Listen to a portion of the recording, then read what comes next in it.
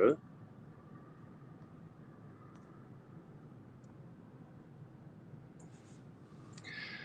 Hi, everyone. Thank you for joining us. We're here at the St. James. I guess you guys know the MLK Classic has been great so far. I just wanted to real quickly recognize the team here at the St. James. I've been to other events. This is an absolutely amazing venue. Probably even better than the venue is the people. And I had the pleasure of working with a few of them, getting this part set up. So before I introduce myself, I want to recognize the people that made this possible for all of you as well as for me.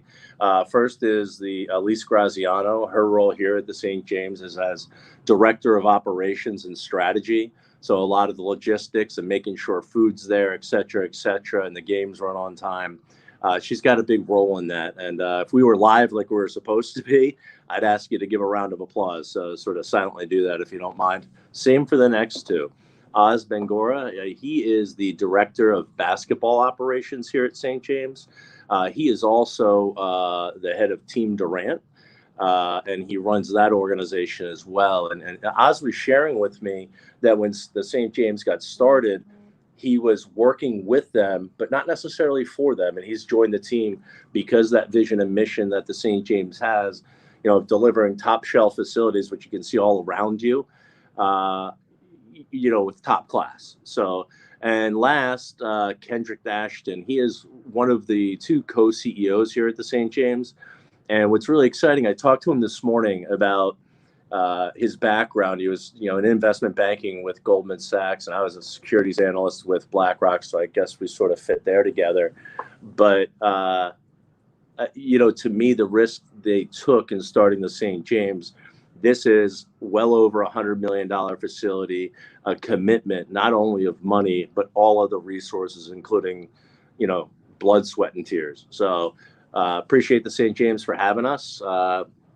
Typically, you start off a presentation with your name. I'm not going to do that. And I will get to your name. You probably maybe see it on the screen, but maybe some of you see me around this so far this weekend. But I don't want to do that because I believe, just like in basketball, that, I don't need to be the star. I want to be part of a team. I want to be part of something bigger than myself. And that's really an Above and Beyond Sports Group, what we've started to build, and we're extremely excited. Real simple. What's our mission? Education, empowerment, and advocacy. So, our slogan, above expectation and beyond sport. So as basketball players or any athlete, frankly, the goal is to excel and to achieve all of your goals and objectives and follow your passion. And you never know where that leads you. But if you don't set the ceiling high enough, you can't rise to low expectation. But that's beyond sport for us. And what we mean by that is you guys are so much more than athletes. And you walk around the gym and everyone's looking up to you because you're 6'9" or 6'8", or you handle a ball a certain way, or you can shoot the lights out, which is amazing. But too many times athletes get characterized as athletes and they don't get known for who they are. And one of our passions is helping our athlete and entertainer clients find their passions and helping them follow those passions. So someday when they're done playing sport or they're done being on stage as an artist, whatever the case may be, that they find a transition that they're actually excited about. I want to talk and back up for a minute. Education, we call it awareness education. There is a tremendous amount of pressure on young professional athletes as they transition to be some type of mentor or handle their finances correctly and make good business decisions. But it's pretty clear to recognize, even me, I'm 47, you can tell by the gray beard, but when I was 22, 23 years old, I can tell you I was not financially literate, nor was I financially responsible. It took time. So awareness education is what decisions can athletes make or entertainers make around their business and financial life. And that's where we step in, hoping to guide that. But that's just the technical aspect, really, of what we do. Education as empowerment. If you guys have been in the back of the class at one point, you're afraid to raise your hand. If you're aware of some of the topics or how to string together a thought process to make great decisions, and you never make the perfect decision, it's making the best decision possible given the information you have, and you do the best you can. But when you're empowered through that education, now you can speak up for yourself, ask questions you wouldn't have. And that's what we call advocacy. And the last goal is advocacy for you, advocacy with you, and eventually it's about advocacy for yourself. Our vision, lead and mentor community of athletes and entertainers, excuse me, as they grow into mentors and leaders of their own in their own respective right. Ultimate goal, that you're the best version of yourself. So what does that look like? I can't tell you, only you can tell you. And it's really important that you maybe think about what it is that's most important in your life and what you value most. And that may change over time. But don't ever be afraid to make a commitment to what your passion is, and just go after it. So, all right. So Above and Beyond Sports Group, I told you a little bit about that. I will tell you my name now. My name's Olu Oluwatimi. I guess you could sort of say I'm responsible for this mess or initiating this mission and vision. But it's our growing team that we have around us. Just like a point guard can't do it all on his own.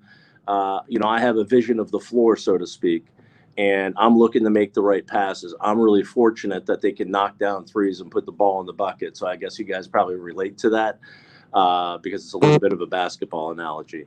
So, we're super excited to see what's next. So I quickly want to talk about what we're going to do now that I've finished that up today in the sense of an agenda. I'm super excited. We've got 4 really cool panelists, and one person is in the basketball world, and we'll talk about that. A couple of the other players are, either going into the NFL or currently in the NCAA playing college football at a very high level, but it might be more towards football. But remember, we're not about the sport. We want you to succeed in your chosen sport. We're more about beyond the sport. So I just want to keep that context in mind. There's really valuable lessons that our panelists would be able to impart. They play at a high level, probably where a lot of you aspire to be. I would imagine every single one of you aspire to go to that next level at a very high level. So what I'd like to do, I'm going to give a brief introduction and have them come on one by one and just give you a little excerpt about themselves. I guess it'll be a teaser until we get to the panel. But after that, we're going to move on. I'm just going to talk briefly about the importance of financial literacy, what I call resource literacy in a respect. And I'll talk a little bit of the difference and similarities between finances and resources and how you become literate in both and how can they positively impact what you have going on or what your aspirations and goals are. And then after that, Jamin Elliott will come up, and he is an expert in the area of recruiting, getting kids to the schools they best fit at. So he'll talk to you a little bit more about that. And then we're going to slide over into a moderated panel that I'll moderate, and we'll have each of our attendees. Also, in addition to Jamin, we have Justin Allen. I can't talk. Justin Allen, and he is a high-level premier trainer. He's been on ESPN. He's a rock star in the business. He trains professional athletes. Just a couple of football players: Deebo Samuel, Earl Thomas, and a guy you probably know the name of when I just call him the Beard. So James Harden is also someone that Justin has done some wonderful things with. So thank you, Justin, for being here. Then from LSU, or previously of LSU, currently training for the upcoming NFL draft, actually with Justin, is Cameron Lewis. He goes by Cam. Cam is someone that we've started to work with at Above and Beyond Sports, and high character, big time motor on what he's trying to accomplish. And I have a ton of respect for his journey and also a ton of hope for his future. Last but not least, Olu, man, I hope I get the name right. Olu Oluwatimi. So Olu actually, out of high school, was, as he described it, lightly recruited. He ended up at the Air Force Academy, not bad, but after a year, he decided to move forward, and he came home. He just needed, I guess he wanted to go back to the East Coast.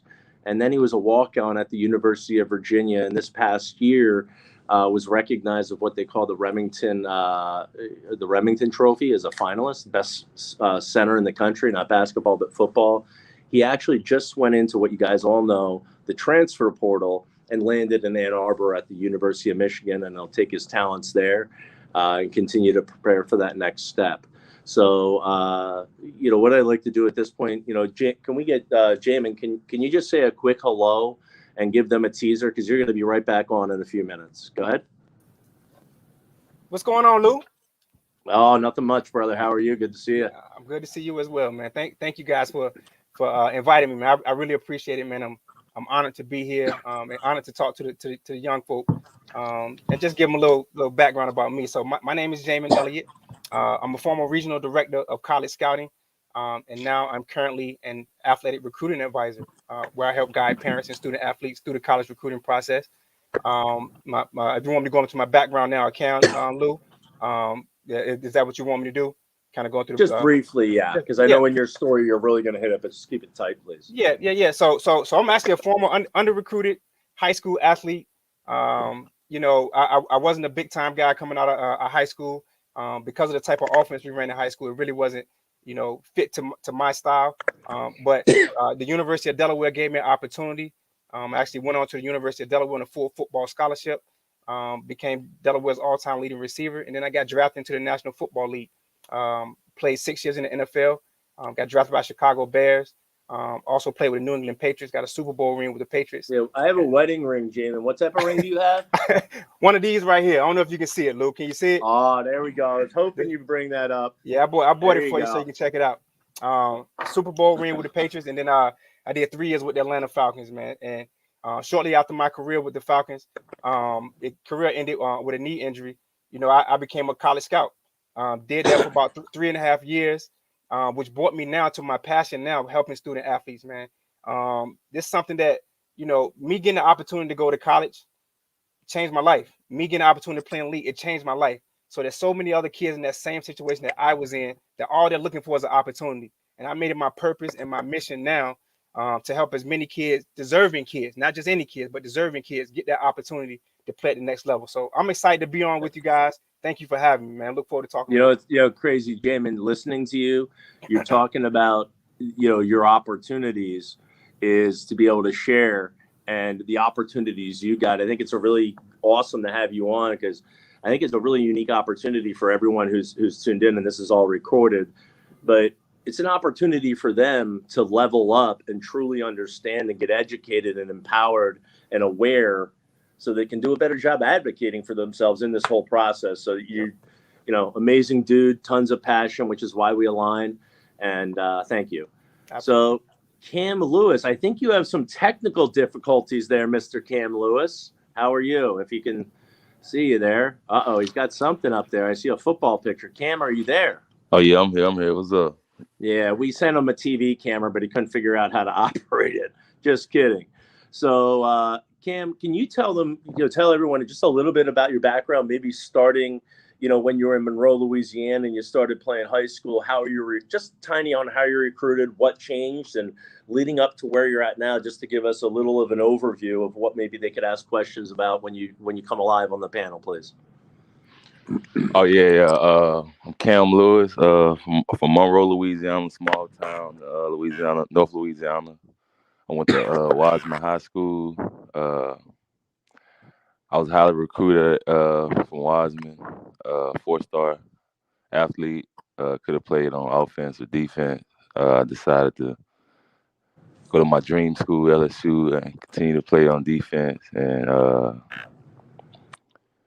it's been a rough ride. It ain't been the easiest for me, but in life you gotta go through adversity and fight through some things. And kind of what I did and stuck through it. I was injured going into LSU, had a torn labrum, so I had to pick up.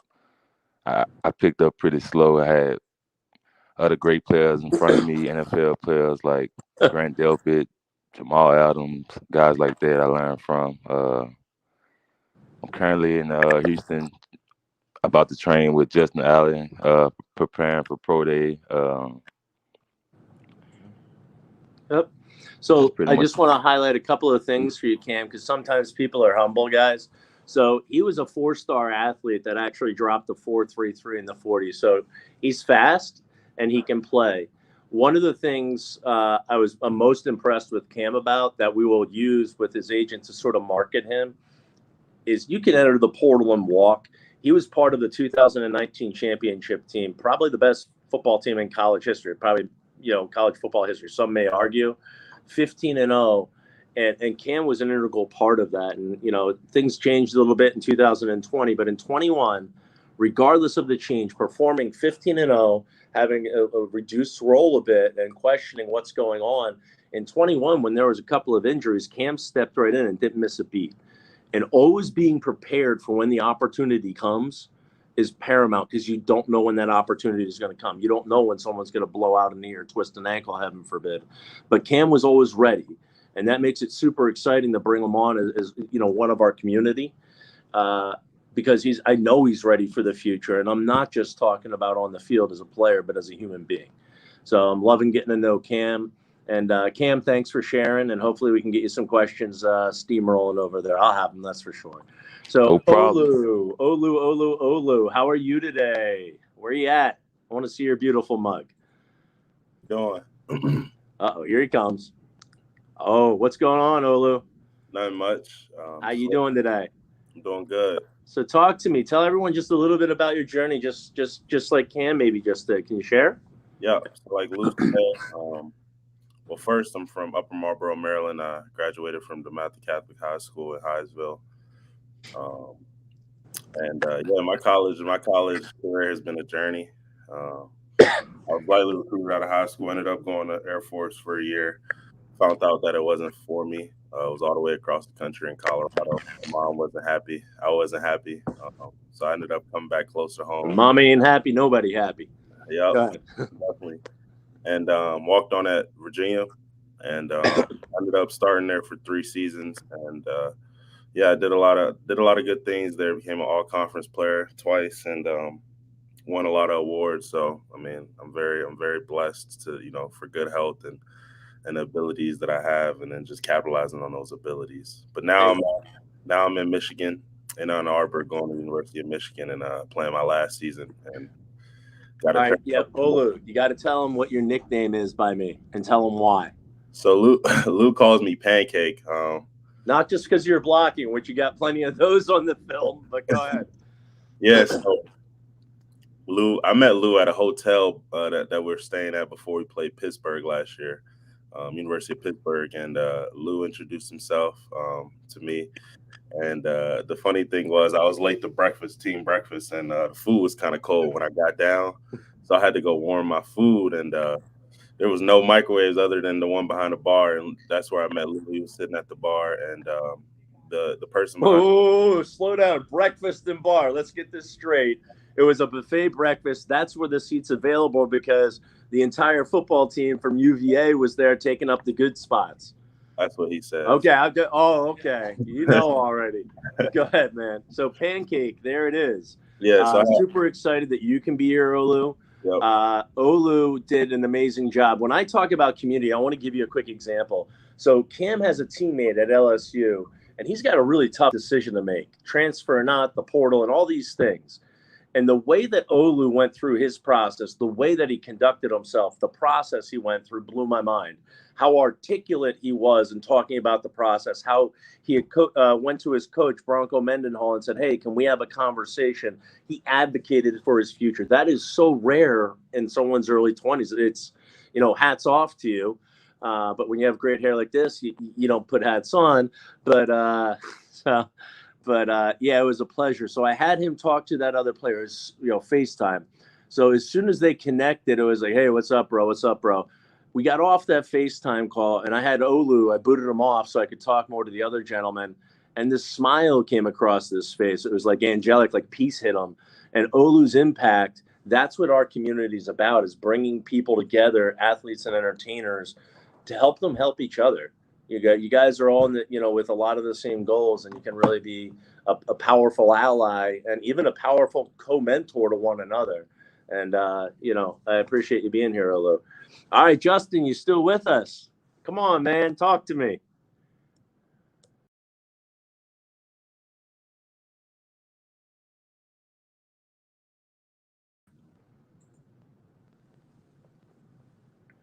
Oh, there he is.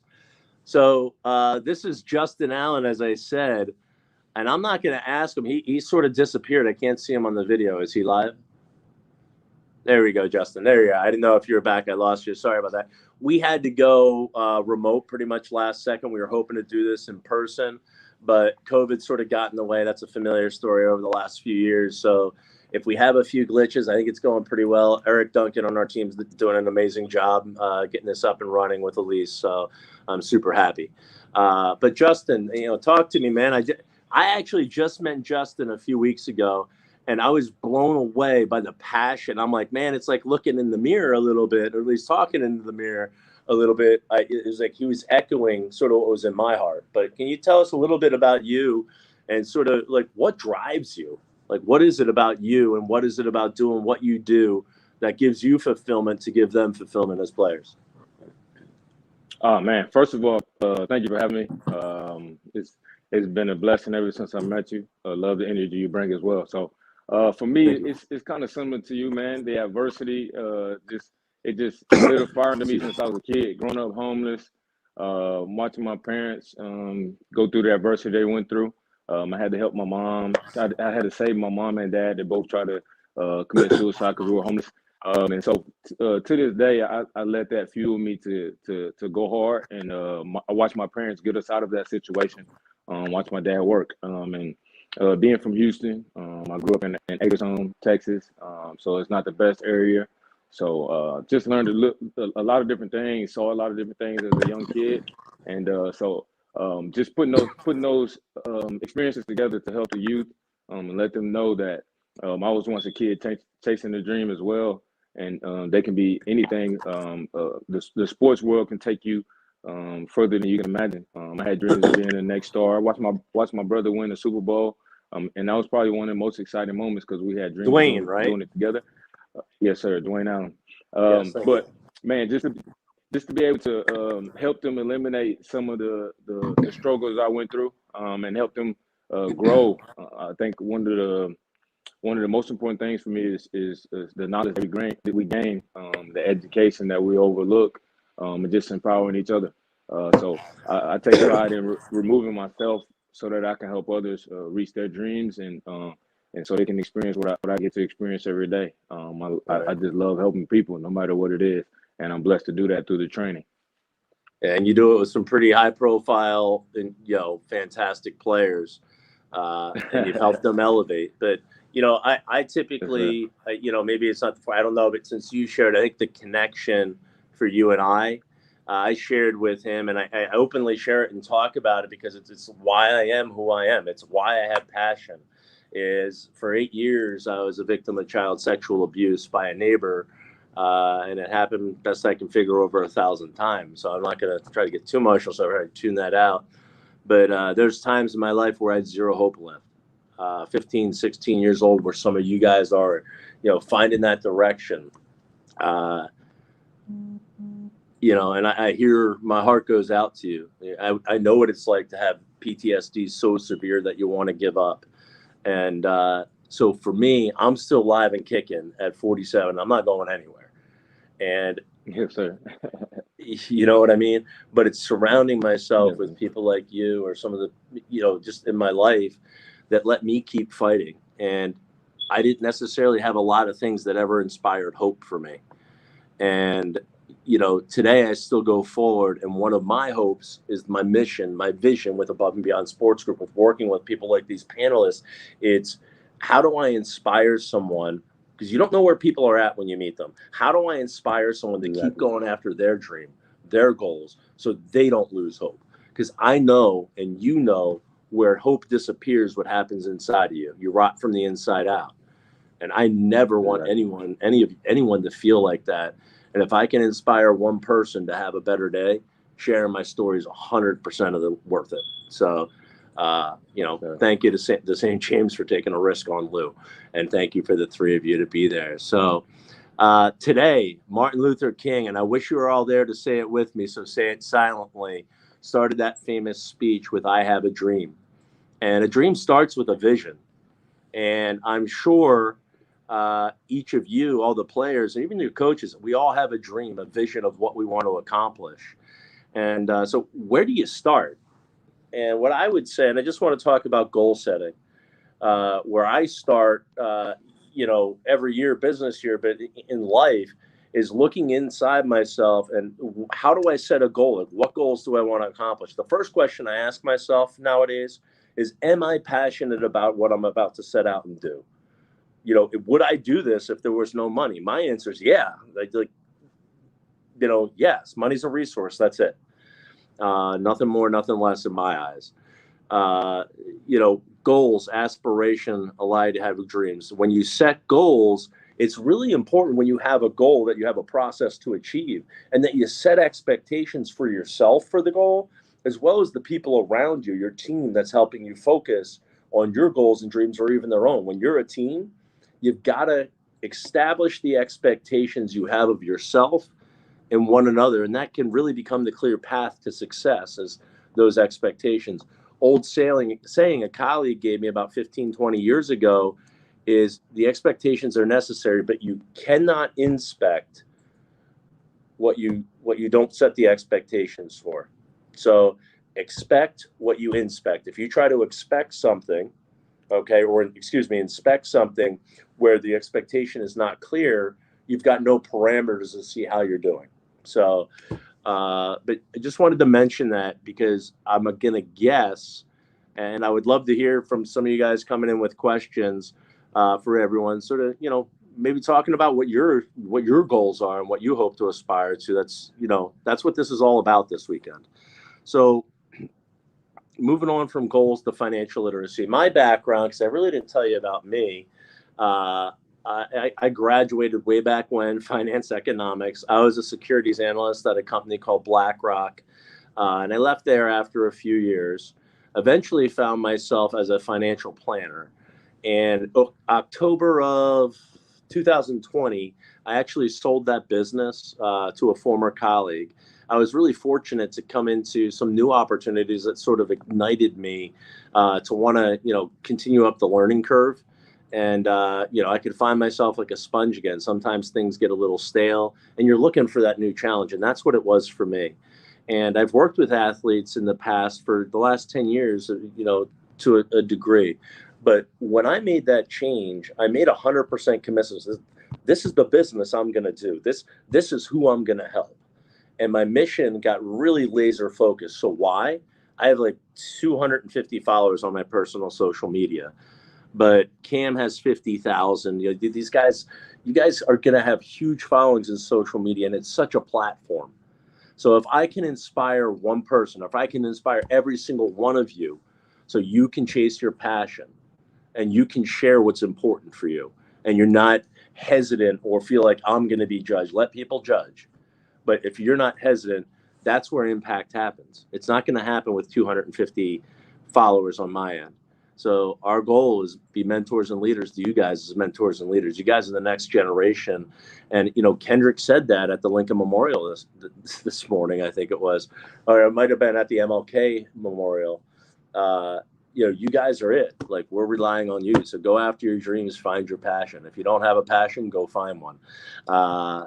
So when you follow your passion, I talk about financial literacy. When I say financial literacy, if I say finance or financial, we all think money, okay? But if you look in your wallet and you take out a $20 bill and you take out a $1 bill, what's the difference besides the numbers on them, including the serial numbers? They both cost a minimal amount of money, a couple of cents to make both of them. The cost to make them, so why do we value one more than the other? And I call it utility of a dollar. Someone that only has $1, if you give them that extra dollar, that's 100% return.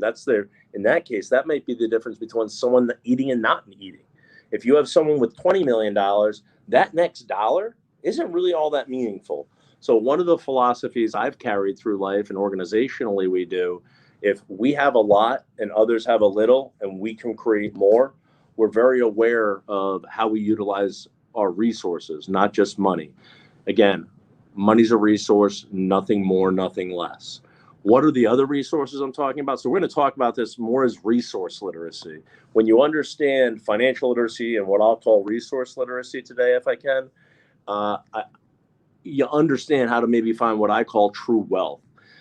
Money can buy you things, but relationships are gold. That's as good as it gets. So as players, you may need help at some point. And Cam's got an amazing story. He called Coach O, or actually texted him. Coach O was on the phone in seconds, ready to help him. That is a resource. You can't trade that for the world.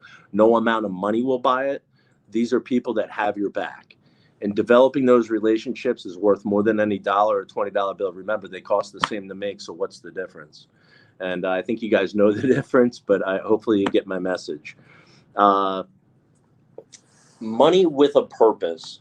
So if you go, just I talked about life goals, if you have financial goals or life goals that rely upon financial literacy and utilizing your monetary resources or all your resources to accomplish your goals, and your goal being fulfillment, your goal being success, and that success is different for every single one of you.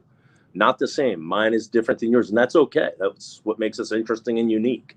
And I'd encourage you, as you're flying back or going wherever you all are over the country, think about what you talk to your buddies about it. You're on a basketball team. You're there to support each other on the floor. Do it off the floor, beyond sport. And then, having that purpose with money is driving to making a difference, not only in your own life, but consider doing it in someone else's life or in your community. You guys are leaders right now in sport. Do it for the rest of your lives. You guys are amazing. I've watched you compete. It's been awesome so far. I'm super excited for tomorrow as well. 3 topics I want to hit just very briefly. This is about making you aware of the importance of the financial literacy aspect and managing your finances appropriately, responsibly, so you're less likely to be without. Like we talked about earlier, athletes in general get a really bad rap, but they don't get the education they need. There's a statistic that says 78% of all former NFL athletes are bankrupt or divorced. It was either 3 or 5 years. And I'm like, wait a second, that's really negative, right? So I say that, it comes out of my mouth. You're like, holy cow, I can't do this. I want to say, holy cow, we can do this. So I'm going to rephrase. 22% of former NFL football players are thriving financially and have great relationships upon retirement within 3 to 5 years, or after 3 to 5 years. So if you just think that, I say words matter. If you think about the difference, now your focus should be on that 22. If you run from the 78% that are failing to something, if you're going towards, because you're drawn to be one of those 22% and endeavor to make it 50% or hopefully 100% someday of athletes have what they need upon retirement, obviously a yeoman's effort, that's a focus that's worthwhile. And we want to point to the 22% and positivity. Our goal, at some point, you're advocating for self. That makes us obsolete from our team's perspective in a lot of ways. But if you're leveling up, it's incumbent on us. We need to level up our game to keep you growing, keep us growing. Community, we help each other grow. So cash flow and budgeting, talk about credit, savings, and investing. Really simply, cash flow and budgeting. Rule number 1, if you're not making it, don't spend it. So if you look at a budget, you know what you have coming in, okay, income-wise. And we passed the IRS this morning. I know our tour guide mentioned it, but the IRS, you pay taxes to the Internal Revenue Service. And with that money, they run our country as the government. But just because you make $1 doesn't mean you're going to put $1 in your pocket. So most professional athletes, by the time they get done paying for pension and taxes and all these other things, for every $1 they may get 50 cents, 55 cents in their paycheck, and they're always stunned. So understanding when you get the money in, what's coming in, okay, the income on the cash flow side should allow you to plan on what expenses you can afford. And I would advise you do what you want, but I would advise that your expenses don't exceed your income, because now you're upside down. So, well, Lou, how's that possible? If I don't have the money, how could I possibly spend it? And that's going to be talk about credit. We'll get there. But if you have your expenses match, what do you have left for your future? What do you have left for buying a house? What do you have left for, helping your family or all the other things that are important to you? What do you have left to save for your retirement? What do you have left for college education? Because your children may not be as blessed as many of you are to get a scholarship to college. I mean, that's amazing, an amazing accomplishment. $200,000 accomplishment right there. That's great. Credit for a second as is if the income is less than what you're spending, well, you have to have something other than cash or money in the bank account. So I don't know how many of you understand what they call a credit score. A credit score can go as high as 850. So think about it for a second as a continuum. Over here, and this is my left, we have 0, and here's 850. We want to be up here towards 850. What that score tells banks or lenders is, oh, this is a person that's going to pay their bills, pay it on time, and be reliable. Now we're going to give them $40,000. They're going to go buy their first vehicle or a car. They're going to be $300,000. They're going to get a mortgage for a house, whatever it may be. That credit score, the higher it is, lets you have more of what's most important to you in your life without having to spend all your cash. So a 30-year mortgage, just as a quick example, a 30-year mortgage on a $300,000 mortgage doesn't cost you anywhere near $300,000. By the time you pack it all in, you're right around $1,000 a month for that house, and that's really simplifying it. But if you don't have a solid credit score, that's not an option. And everything we do, you're a point guard, you're running the offense. You're not just running one play or looking for one person to pass to or shoot. You're assessing the options and say, what is that gives us the greatest likelihood of winning the game, putting the ball in the hoop? So I hope you all can relate to that. And so credit's much the same. If you have poor credit, that means that maybe you aren't paying your bills on time. And hey, as college athletes, you go to the bookstore, and you're going to see people there with credit card offers, and they're going to offer it to you. So many college students get themselves in deep, and out of the gate, they don't have good credit scores, and it really limits your flexibility. So coming out of college, and Cam and some of our other clients are great examples that we work with. We help them build their credit immediately. So when they're ready to come out of college or they're in the league, it's less likely that they have to utilize sort of the money they earn on the field. They can more utilize the access to capital they have off of it. So we want to put a line between the two. So when they have a business venture, we're not using their hard-earned personal money. You want to use other people's money to go after those. And there's lots of things you can do with proper planning to put all those safety measures in place. So credit score really important. And if you guys want any resources in this that are listening, please just find us. Simply ask. Go to our website, find out more. Info at aboveandbeyondsg.com, and we'll get you some of those resources. Hopefully, education, empowerment, and advocacy. So there we go. Last piece is saving and investing. When you look at what you have coming in, income-wise versus expensive, if income's up here, we already talked about income down here, expenses up there. But if income's here and expenses are here, this gap right here, that's money that you can put aside for your future. And there's all different types of investments. But what I want you to recognize is, and I'll give you one brief example, one brief statistic on that to sort of give you that example of how powerful it is to save early and often.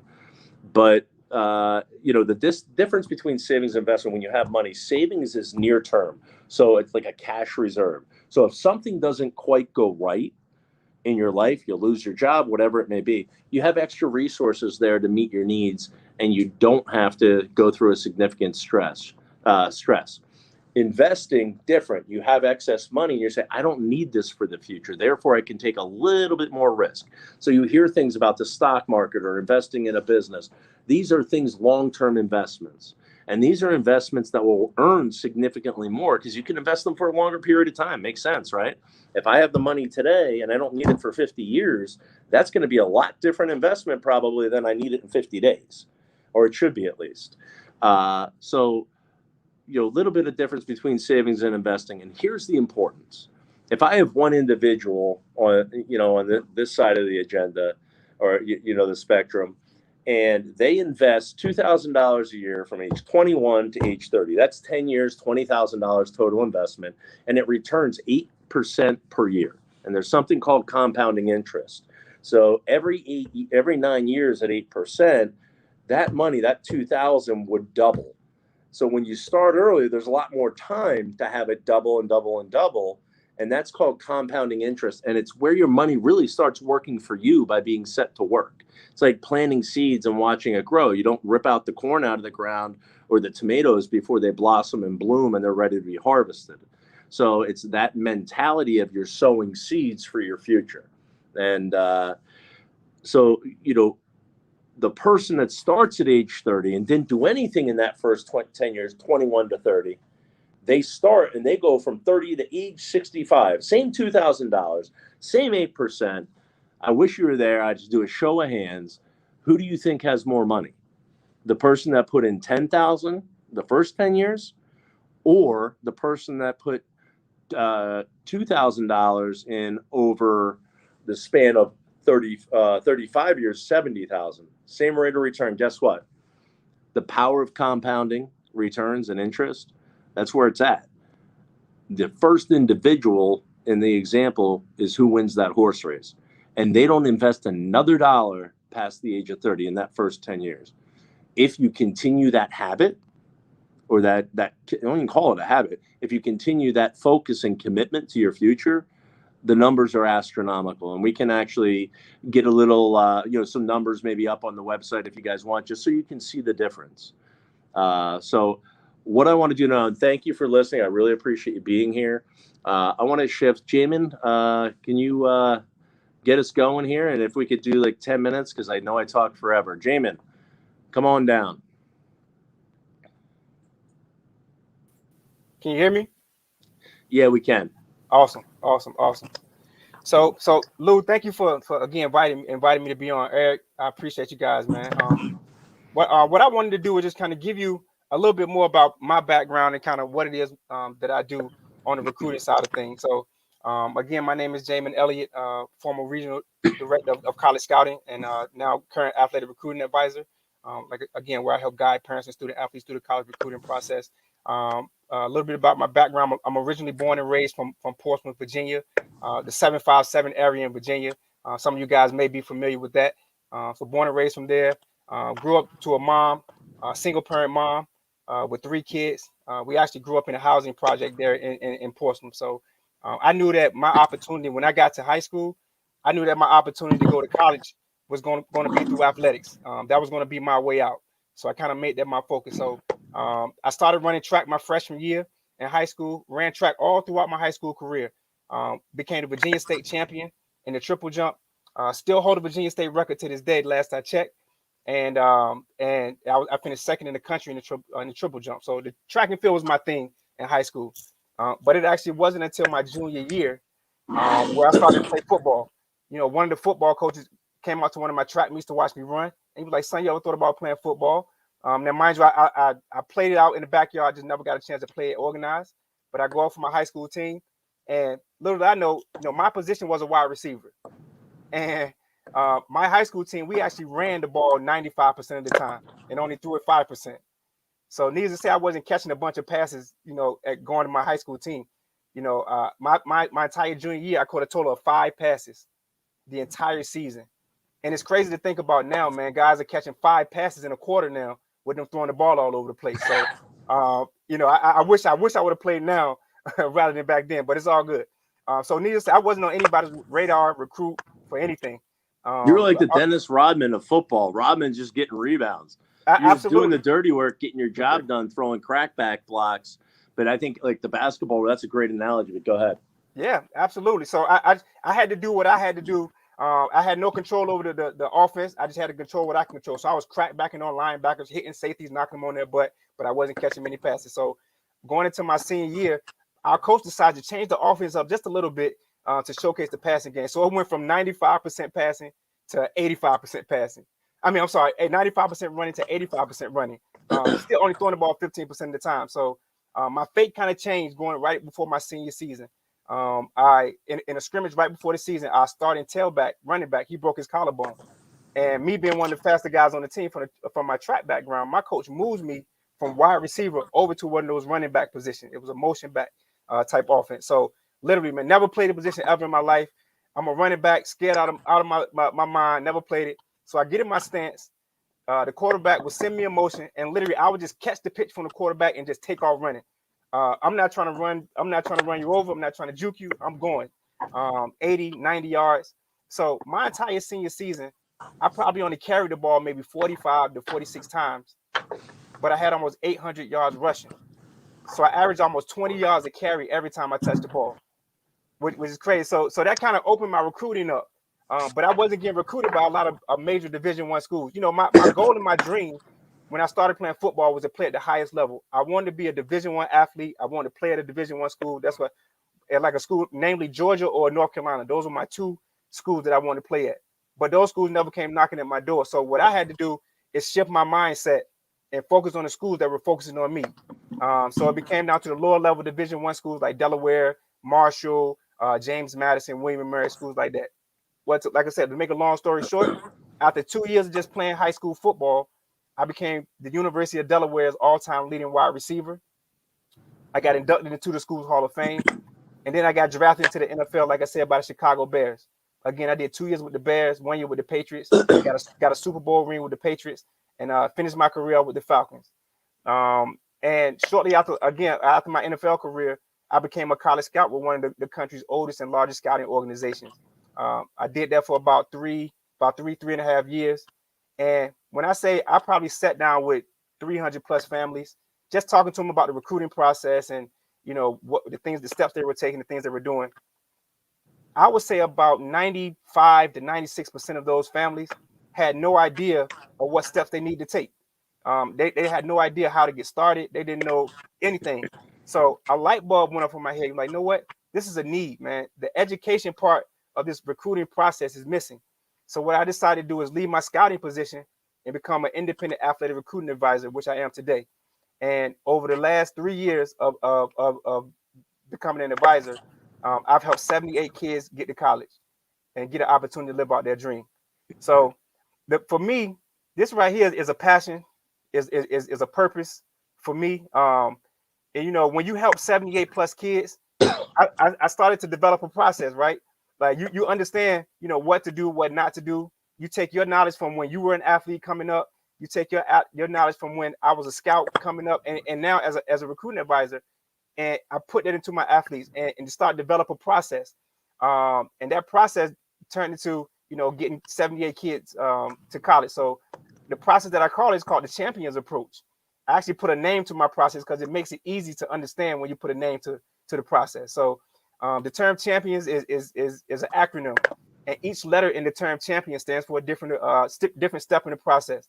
If you follow the steps from the C in champions all the way to the S in champions, you will no doubt put yourself in the best position to be recruited. And this is just tried and true from all the kids that I've helped, man. So I'm just excited. Like I say, I'm super excited to be on with Lou and Above and Beyond for inviting me, because this right here, man, helping you guys get opportunities. I've never met any one of you guys at all.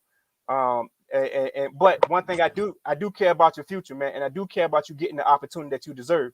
And for me, it's just important for me to help you guys use athletics as a means to get your college degree. You know, most people think, you go to the league, you're gonna make a lot of money, but people don't realize that you're gonna spend more time outside the NFL or the NBA than you are in the game. So that time you have to maximize in there. So it's important to you get that degree to better your life. And for me, it changed my life, man, to be able to have the opportunity to get my college degree. Who knows where I would have been coming from my situation, man, if I didn't have that opportunity. So for me, it's just like, again, it's my passion and my purpose, man, to help kids like yourself get opportunities to just better yourselves and get an opportunity to live out your dream and reach a goal. And I think that's why our passions align with Lou. I'm thankful to have the opportunity to meet him. It's just mean a lot, man. And you can tell I get a little bit excited because I love what I do, man. It's funny, because they say, oh, I hear your passion, I see your passion, but dude, it's different. I feel your passion. It's like, shaking me. But it's funny because you said you spend more time out of your chosen sport if you play professionally. And I just want to say that's the beyond the sport part. Mm-hmm. Is you guys focus on your career, and that creates the resources or the opportunity to go beyond sport and to build the rest of life. Yep. So but thank you. So I'm sure we'll have some questions. I know I will. Yeah. So actually, I'm going to go with Justin. If you're there, we'll pivot to you for a second.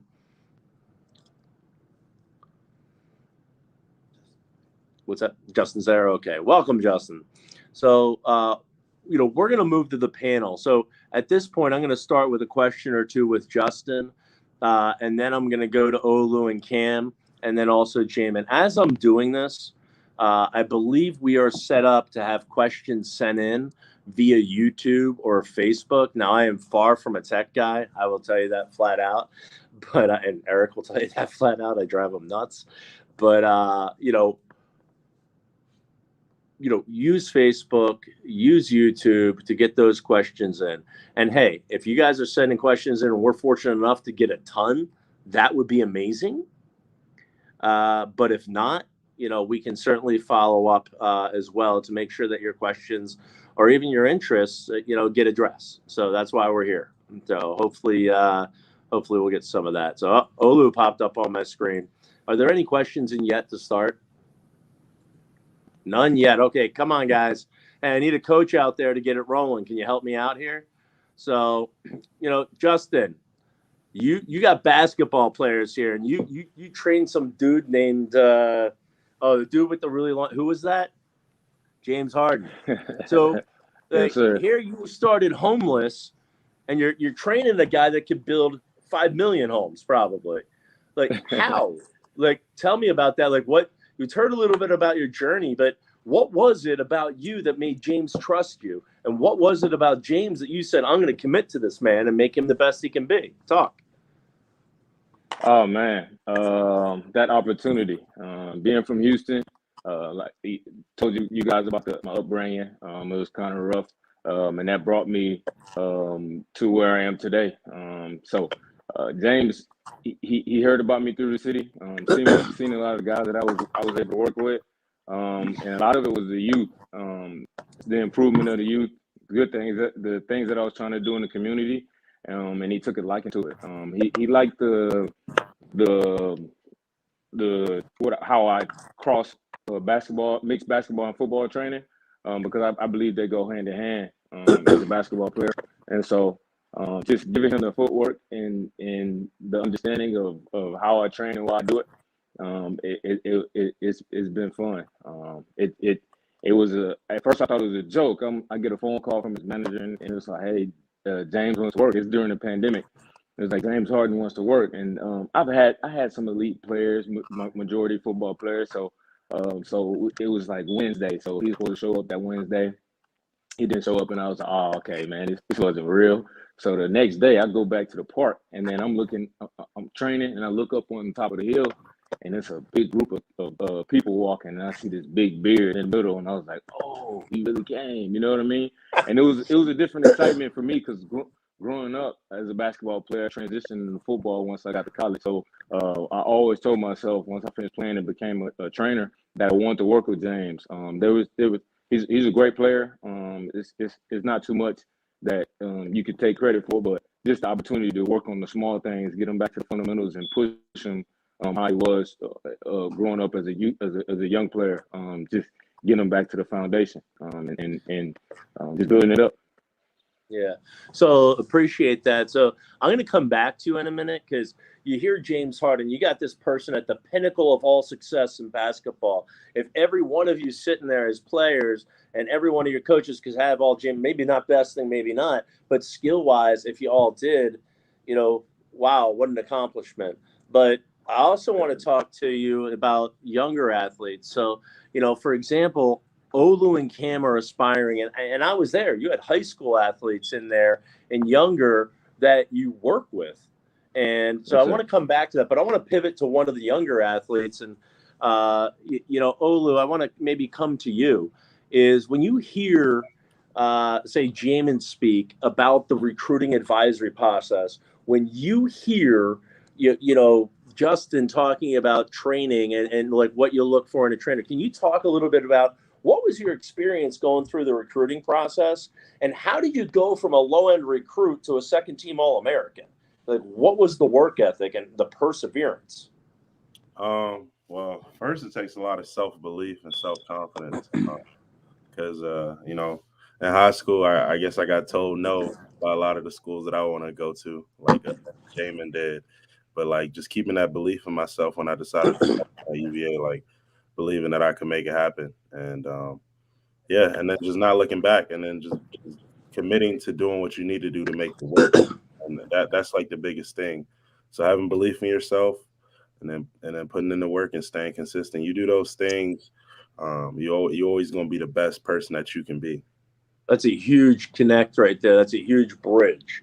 Is the best person. You were talking about athletics, but it's in business, frankly, they want ex-military and athletes because of the competitiveness for the athletes, or for the athletes and the structure.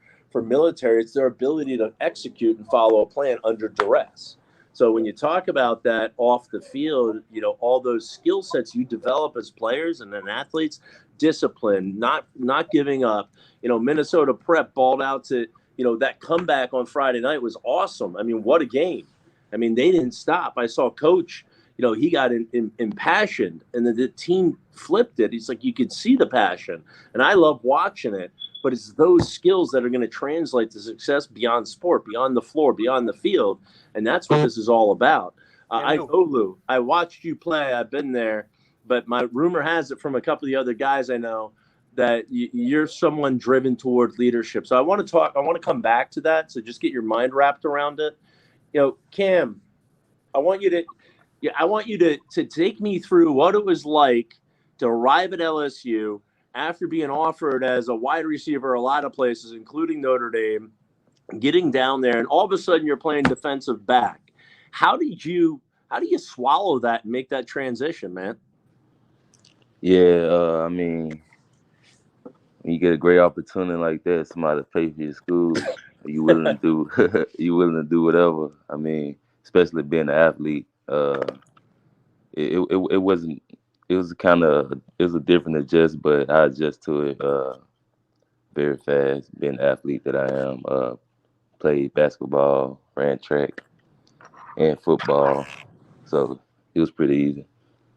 Yeah, and I know, and Cam and I have spent a lot of time together the last several months, but one of the things, about Cam is it's like the silent assassin. Like, he just waited his turn. When I first met you, man, I don't think you said 3 words. But eventually, now you don't stop talking. No, I'm kidding. But, he was really quiet. And Cam's really what I would call retrospective. He takes a lot in around him. And then when it's time to speak or when he makes an observation, it's always on point. And I always, I appreciate that about you, Cam. But I think, maybe that what impresses me most is perseverance. It's so easy to lose focus. What I would equate it to is when you're watching TV or you're doing something and the daggone,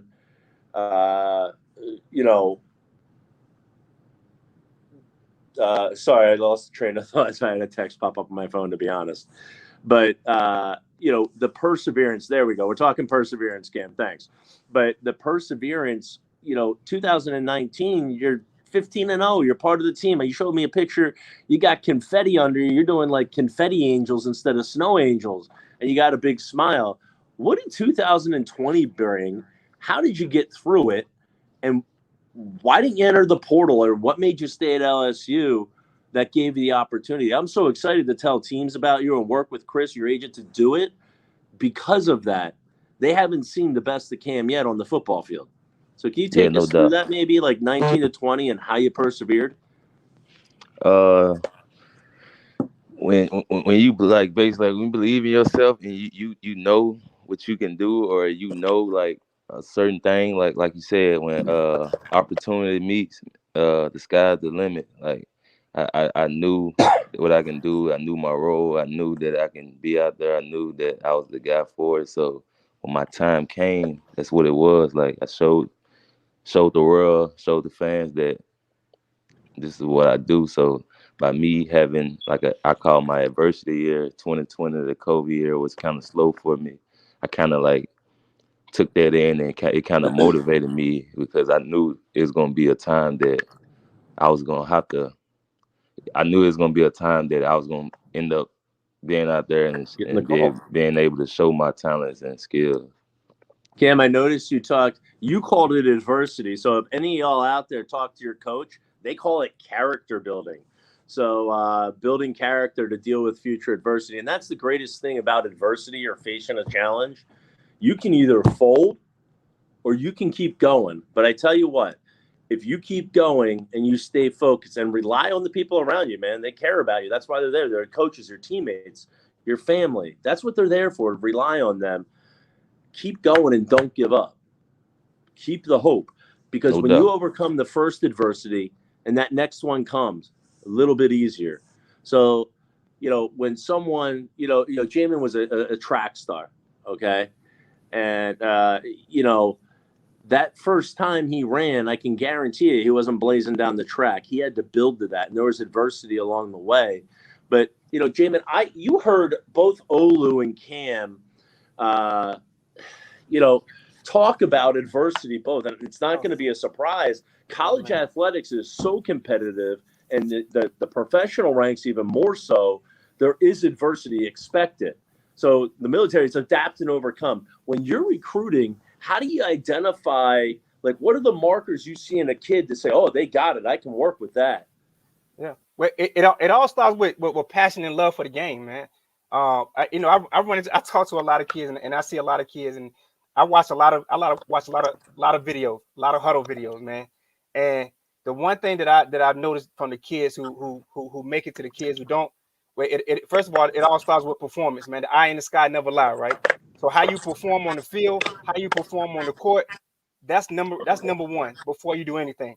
So you got to be able to put it out there. If your tape doesn't show that you're a Division I type player, then you probably won't be a Division I athlete. You know what I mean? So your film has to dictate where you'll end up. That's expectations right there, as we raised earlier. That's great. Absolutely, great stuff, absolutely. Man. But then passion is what I love what Cam and Olu just mentioned, man. That self-belief is everything. Believing that you can be the best regardless of who you're going up against. I always say, man, it doesn't matter if you're Deion Sanders or whoever. You always got to believe in yourself that you can beat, you can dominate, you can beat anybody. Because if you don't, and you already feel like somebody's better than you, then you already lost. You know what I mean? So why step up on the field? So it's important to have that self-belief, man. And it's funny, man, coming from my situation in high school, I knew I was better than everybody that got recruited ahead of me at bigger schools. So, but Delaware was my opportunity. I took my opportunity to Delaware, and I used that chip as a chip on my shoulder to dominate anybody that I got in front of. And from that point on, that's why I became, one of the best receivers in Delaware history, one of the best receivers in Atlantic 10 history, because I used it as fuel and a chip, and that was the adversity. So that self-belief is everything. I want to point out something here, Jamin, and I hate to, but no. Okay. You were talking about the best in this, the best in that. Stop. Yep. You became the best receiver you could possibly be. You guys, you don't need to prove anything. You put in the work. And Cam, you all know, Olu, we talked about this, man. When you go out to prove it, you're now aligning and trying to live to someone else's expectations, and you've lost, man. It's over, because you can't live up to other people's expectations because you never clearly understand them. One set can be understood. When you look in the mirror, it's that person's expectations that you can get crystal clear on. Okay. And if you focus on that and you be the best you'll have proven yourself anyway. But through osmosis, coaches will take notice. Recruiters take notice. I mean, people hiring you take notice. Just go be the greatest you can be and don't worry about the rest, man. Let the cards fall where they may. Hey, Justin, man, talk to me. I want to talk to you a little bit about, I said I was going to come back to you. I want to talk a little bit about, maybe the not so elite athlete. And, Jamin just spoke to, and you heard Olu and Cam say, hey, perseverance. You hear me say hope. When you look at a young athlete and they're coming to you and they want to train, or you're at a football field, you see a kid, what are the things you value most in a player that walks through the door? Oh, man. So I'm glad you touched on that. That's probably the most exciting players to work with for me. I wasn't a highly recruited player like Cam or Olu. Like I said, I played basketball. Neither was I. Exactly. So I played basketball growing up and transitioned to football. So and I was able to go 6 months of junior college and then go Division I. So I know that anything is possible with the hard work. So when I see a young kid that comes in and tells me what he wants to do and what his dreams are, or a young lady, if I'm working with a lady, same thing. From there, it's all about putting in the work, and I want to see similar to what Jamin's been talking about, that passion and that energy. The first thing is believing in yourself, and then from there is bringing it out, and that's where I come in at. I like to. One of my favorite quotes is develop the gift from within, and I feel like that's what I'm able to do. Help them see through what they see in their vision. Give them something that I didn't have. I had a lot of different things that I wanted to do, but I didn't have that mentor or that person there to help me in the areas that I struggled in, and give me the education so that I can maybe skip a few struggles that they went through, and you know what I'm saying, have a smoother path. But for me, it's once they show up, man, and they have that passion, and they want to get better, and they want to do this, it's that's the most exciting for me. It's just plug and play from there. Yeah, one thing I keep coming up with, especially like Jamin, myself, and then you, Justin, is you hear things like mentor, passion. And I think I know it's in Cam and Olu, or in other words, they wouldn't be around me. I can tell you that, because they wouldn't. I'm going to drive them to be great, and they drive me to be just as great. And that's the beauty of the community.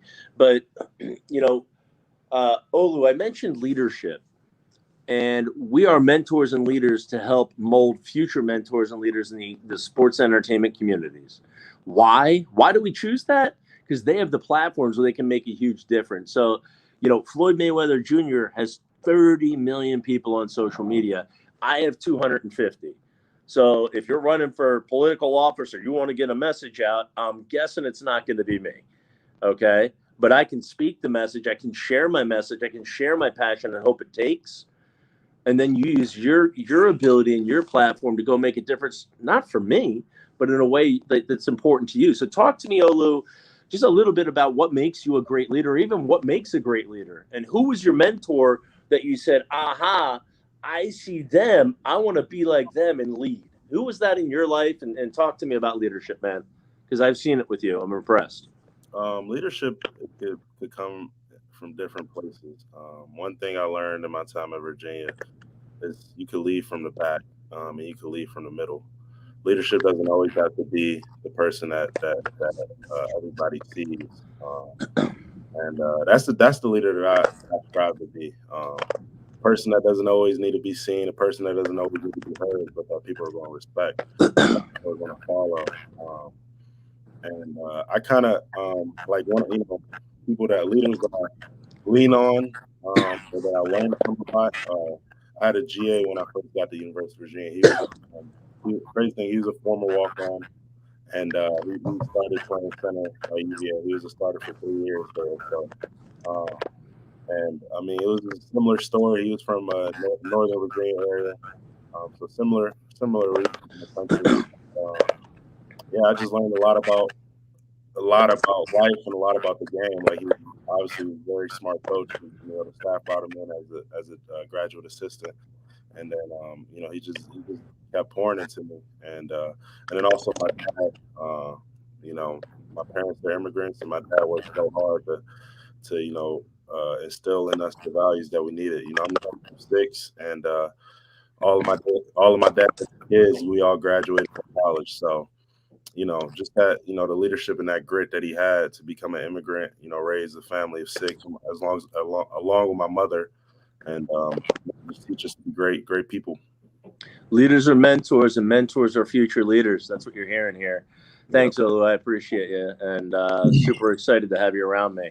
So, Cam, one thing I wanted to mention before I come to you, Cam, when you talked about leadership, Olu, there, you said from the back or from in the middle, is when you think of leadership, there's the charismatic leader that's out in front telling the message maybe, and then there's the one in the back making sure everyone's in order. But I ask, where do you lead from? And if you're a good leader, in my mind, you need to know your whole squad and where they're at and how they interact and what their strengths are, So they're always in positions to succeed and excel because that creates self-esteem, which advances the greater agenda. That's what your all coaches are doing with you all the time. That's why they plug you in certain roles, because you become, 1+1+1+1+1 doesn't need 5 players. Done right, you play like you're 10 players versus your opponent because you're in the right spot. That's a skill. And so I call it, you lead from the front, you lead from the back at times, but you make the most progress as a leader with who you lead from leading from within. So imagine walking from front to back and milling around a crowd. That's how you get to know everyone. And when you know everyone, you can coordinate and orchestrate. So just from the panelists, if I can get an amen, if that's true. And Olu, thank you for raising that. I didn't even cross my mind, man. So, Cam. Yo. Who, and I don't know if you want to start early on, you shared with me, growing up in Monroe, Louisiana is, a rough stretch. And one of the first things you said to me that, I was like, man, this dude gets it. I said, what was it like in Monroe? And he's like, well, most people go there, a lot will play high school sports, but then after high school, that's it. And they just go back to Monroe. Like they just stay in Monroe. And I said, well, what does that mean? And he sort of, was sort of evasive about, not evasive, but hesitant. I mean, he was basically saying a lot of the people he knows gone to, areas of crime or things that weren't really, where maybe Cam wanted his future to go. And Cam, I want you to share about that because that struck me. You're like, no. And you share with me about some of your family never really getting that far out of Monroe. And I turned to you, I said, dude, you were just at UCLA playing first game of the year. LA, you've been all over the place. You've played in front of millions of people. And you think about the difference between the generations. I say what is, what's possible. If you're where you're at now, that's what is. Your past is what was. When we stay in what was, a lot of times it's a negative experience because we dwell. Okay? We don't look at nostalgia too frequently or enough. When we're at what is, it's where are we at now? The question I want all y'all to ask is, hey, what's possible? Because when you ask what's possible, the mentors and leaders in your life or someone like me or any of these gentlemen here, they can tell you what to do next. So in order to do what's next and know the next step, you got to do what's possible. So Cam, enlighten us, man. Talk to us about what it was like growing up and how you made that what's next decision to LSU and persevere to get to what's possible, man. Yeah, no doubt. Growing up in Monroe, Louisiana, it wasn't the easiest, especially the high school I went to. I went to Wiseman High School. People signing and going to college, that's not a thing at the high school I attended. I actually was the first player to sign and go off to college since 1986, and it's been years and years. I didn't see players who was good, who actually could have got scholarships other places, but they didn't do the right. I guess they didn't do the right things, or probably had the grades or whatnot. Whatever the case may be. So my environment, where I grew up, it wasn't the best. Me and my parents, we grew up struggling. We didn't have everything, but me being me, I stayed focused, and I kind of knew what I wanted to do since the 6th grade. I was telling one of my old teachers commented on one of my posts on my social media, saying you said you was going to LSU. I've been speaking that. I've been knowing I was going to LSU. I didn't know how. I didn't even know if I was good enough. I was Speaking just I'm into going to LSU. existence. That was just me locked in. I'm going to LSU. So hard work, and I mean, believe in yourself. Everything ain't gonna come easy. There's gonna be times that you might think it's all over. I've been through that through college and high school. It was never easy for me, but me believing in myself, me continue to believe in myself. The sky's the limit. Like I said, So I watched people in front of me go to high school and just go back to working, doing with just being in Monroe, and I just seen otherwise. I seen myself doing other bigger things, and my yeah, neighborhood, my surroundings it wasn't no positive influence around me, but I kind of stuck to what I wanted to do, and I got everything done. I'm glad you made it from Monroe down to Baton Rouge, and you made it so much further, and still more to come. Before I check in, with questions, I heard, and I'm trying to think exactly what it was. So let me go to questions until I get my thought bearing. So give me a second. Do we have any questions we can pose? We do, yeah. It's about performance nutrition. Okay. It's what ways does your nutrition change from in season and off season? And can you give a couple of examples of foods you would eat in each season? Yeah, buffalo wings and then kale. Okay, that's Lou's advice. No, Justin, I'm gonna pivot to you there, and then maybe Olu and Cam. Maybe I want to hear your advice, Justin, what you tell kids, and then Olu and Cam. I think you're in a really unique position to say, as an athlete, hearing this, here's how I implement it. So let's because making choices when you're running through the cafeteria and meals, like it's sometimes difficult. But go ahead, Justin, share. First off, I'm not a nutritionist, but I do work one. What you have, my meal prep lady, so she really handles all that. Once we evaluate the athlete and see what their body needs, we come up with a plan for what's best for them. But just on some basic things, man, stay away from fried food. Try to eat as clean as possible.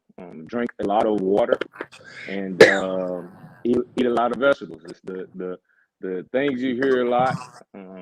Is very true. But they're actually like I said, true. Exactly. Everybody's body is different. And to do it the right way, you need to be evaluated to see what's best for you and what works best for your body, performance-wise. And I think that's the point. Like, you guys aren't all the same. So if you're in an economy car, or you're in a high performance car like a Ferrari or a Lamborghini, you don't put the same gas in it. If you're in a diesel truck, that's a totally different type of gas. The fuels are made to allow that car to perform optimally. Okay. You are made as an athlete, and the job, not as, like you said, you're not a nutrition. I love the question, by the way, because we didn't highlight that. So thank you for bringing it up. Great question. You gotta put into your body the right fuel to make it perform, and that may be different. And getting the right fuel in your body can help create optimal performance. And I don't know if you've ever ate a ton of carbohydrates and you're tired and you're dragging versus drinking a kale shake and you're invigorated. Okay, it matters what you put in your body because it leads to the ability to perform. So I appreciate you sharing. So I'm going to start with you, Cam. You hear someone like Justin. Oh, reverse awareness education. So with that question, why we don't have a panelist, I think my point there and what Justin was saying, the fact that you even know to ask the question means you're going to be fine. It's just finding the right expert to answer that question. So, if we want more information on that, we can certainly, try to dive a little deeper and get you some resources that'll be beneficial and helpful. But Cam, let's come to you. Like, you hear that and you have a nutritionist, you're on campus, and I know you eat wings, man. I've been there. But talk to me, how do you implement, the nutrition advice, or even, how do you have that discipline all overall? Well, yeah. So when you attend college, they'll have nutritionists who keep up with your body weight, keep up with stuff you eat, and if you need a certain food or groceries, they'll get it for you. So basically, it's easier when you get to college. They really just take care of everything. A lot of structure. Huh? A lot of structure. Yeah. Everything be structured. So the nutrition side, I probably ain't the best guy to talk about with the nutrition, because my eating style is just wild. But I do try to put in the right things in my body, like drink a lot of water. And, all right. So Cam, tell the truth. We're rolling down I-45, right? He's like, hey, let's go to Popeyes. So he gets a chicken sandwich and a fry. So he picked the pickle off the sandwich, took one bite, and ate 2 fries, and he's like, I'm good. Man, and he just had the flu the last few weeks. We dropped 10, 12 pounds. He's down to 187. He was playing all year between 195 and 200 doing things. So, Justin, you got to build that, muscle up, and we need to get that meal prep doing some lean protein, I guess. But, appreciate you, Cam. So, Olu, talk to me about your discipline on the nutrition side. And then we have something else. Awesome. Yeah, I mean, the discipline, like Cam said, colleges they're going to have the right resources for you to perform at your best, and it's up to you to kind of utilize those resources. But like the discipline it takes, like make sure you're actually eating, because there's a lot of college students that like when they're away from the facility they're going to be playing video games. Like, and I'm playing video games, but make sure you're actually eating and hydrating. So man, when you're off, like on Saturdays and Sundays, making sure you get up and some food. So. But I mean, that's not really a lot of discipline, but there's definitely athletes that are not going to.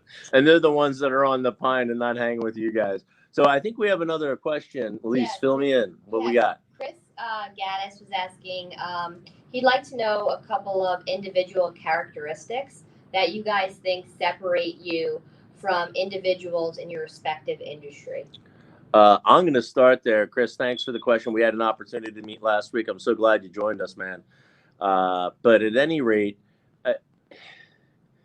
when I got into like the sports world and doing things around business with it, I think what we realized is if we were so differentiated and we did things so different, and we were the only game in town like us, which I'm pretty confident that we're different. I'm very different, but another story.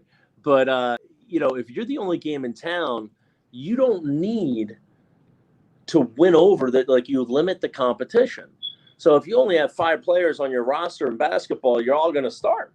So if I can limit the number of players on the roster that do things like we do, we're going to have an opportunity. And the other thing is that, the sports business can be really difficult for young athletes or anyone to navigate. And unfortunately, the people, and just to highlight Chris is of the same mindset and heart of everyone on here. And so I just wanted to highlight that for a minute. But the importance of having that alignment. But the differentiator is we don't lead. You heard me say it, financial literacy. We're about resource literacy. It's like, how do we leverage all of your resources you have to get the best version of yourself and give you the most opportunities when you need them? That you are passionate about, period. And it's funny because in some ways, I guess I'm looking over at Eric. It's like sometimes it's like we should be a nonprofit or something, because the focus is totally on the athletes and what and the client or the community. And what I've seen is you guys are treated as assets, Olu, Kim, and as players. Is why would an agent try to give you $120,000 or $100,000 cash and wreck your eligibility in your future? Well, they're treating you as an asset potentially. Okay. So if someone's doing that, they're only giving you $100,000 because an investment, you heard me say at 8% is supposed to grow. You don't make an investment like that unless it's growing. And it's not even A, ethical, but B, it's against all the rules that are out there. But, to us, differentiator is doing the right thing every time to the best of your ability. And we invest in people with everything outside of money, and then all the money follows. So appreciate it. Guys, can you give a reflection on that? So what differentiates each of you? Don't be as long-winded as me. That's not hard though. Yeah, I'll jump in. I think a common theme for all of us, man, just on this call, every athlete is our mindset and our work ethic. I think we wouldn't be at the level that we are now, or have gotten to the levels that we have without having those two things, man. Like knowing that you can be the best that you at whoever you're competing against, knowing that you're the best at whoever gets in front of you, and then just putting in the work to be the best that you can be. Cam is going to be an NFL player. Olu, the way he's going to be an NFL player. Justin trains high-level athletes, so he's around that mindset, and that he puts in the work ethic that those guys. He sees the work ethic that those guys have. So, I'm telling you, everybody that's on this panel, I know that as an athlete, it takes those two things to differentiate yourself: is your mindset and your work ethic, and that carries over not just in your sport, but when you leave the sport. In your next part of your life, all those things work together, man. Like for me as an athletic recruiting advisor, first of all, I don't know anybody that's educating families and kids the way I'm doing. You know what I mean? I've never heard of a recruiting advisor. I'm the only one. I came up with that myself, so I have no competition. But I have the work ethic that comes out of it, and I'm gonna try to reach as many kids and as many families as I can to educate them and empower them to navigate the recruiting process the best they know how. No one will ever no one will ever outwork me, and that's always been my mindset on the field, but then off the field as well. So your mindset and then your work ethic are the two things that I would say all of us have in common as athletes. All right. Any more questions? Elise, any questions? Oh, no. No, we don't have any others. I know we're probably over time, but I want to move towards wrapping up. First of all, Olu, Cam, kill it. Good luck. Keep rolling. And thank you for taking the time out. I know you guys have hectic schedules, all four of you. And Justin, thank you for being here. And Jamin, you as well, man. I appreciate y'all. I hope this has been beneficial. But I'm going to throw something. I'm going to ask each of the four of you. What I'd like to do is almost like a raffle experience for a minute. And I think it's one thing for them to listen to us gab. And, Olu, I connected you and that other player. Cam, I connected you with a kid out of Tampa. And that's the community. Would you guys be on board to maybe give a couple of experiences if we do some type of raffle drawing to give them the opportunity to talk to you and maybe ask questions? Because so many people hesitate because they're not empowered in a lot of ways to raise their hand. And I just wonder how many people are out there to do that. I mean, would you guys be down for that? Yeah, no doubt. Definitely. All right. Absolutely. Yeah, we got a 4 for 4. Yep. We're batting 1,000, baby. All right, so there's going to be more to come from that. What we'll do is probably have you log on to either of the websites, drop your name in, and I guess we'll create a virtual hat now. So I appreciate that. Thank you for those questions. Thanks for being here. I'm super excited to see some more basketball. And if you see me, and none of them are here, I wish they were, but COVID. So often the answer, stop by, say hi. I'd love to get a chance to meet more of you. And if you have any questions or there's anything we can do to be a resource to help you guys get to where you want to be, your passion, your goals, I think all 5 of us here talking are resources. And, my greatest strength is not my expertise and technical knowledge, but my expertise in caring and connecting people. So thank you very much. Have an awesome day. We got snow up here, so everyone be careful on the roads. Okay? Over and out. Appreciate you. Above expectation, beyond sport, baby.